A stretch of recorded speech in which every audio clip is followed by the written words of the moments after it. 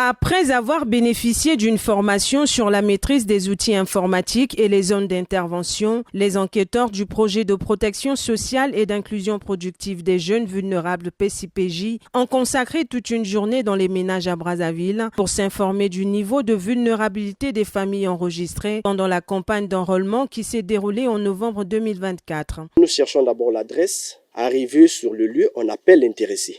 À ce moment, nous allons regarder de la tablette est-ce que son nom était bien écrit. Et dans le ménage, il y a combien de personnes qui vivent dans le ménage? Comment est-ce qu'ils font pour se nourrir? Le premier outil capital, c'est la liste.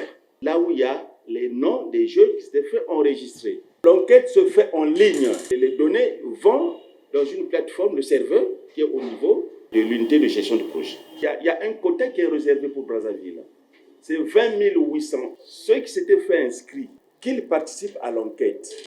L'enquête va durer 14 jours. Pour les jeunes qui seront sélectionnés, après la formation, ils vont bénéficier d'une formation d'entrepreneuriat.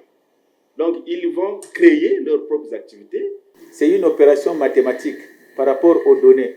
Et ces données ne sont pas des données imaginées, mais c'est des données des affaires sociales, des données de la Banque mondiale. Il y a des données qui permettent de déterminer la vulnérabilité de quelqu'un. Donc, ce n'est pas une invention. Par rapport à ce que les enquêtés des ménages donnent comme réponse, l'objectif, c'est réduire la vulnérabilité au niveau des jeunes et des ménages. Ce projet, qui s'étendra pour une période de 3 ans, vise à fournir une assistance technique aux ménages vulnérables et aux jeunes qui vont bénéficier d'une formation auto-emploi.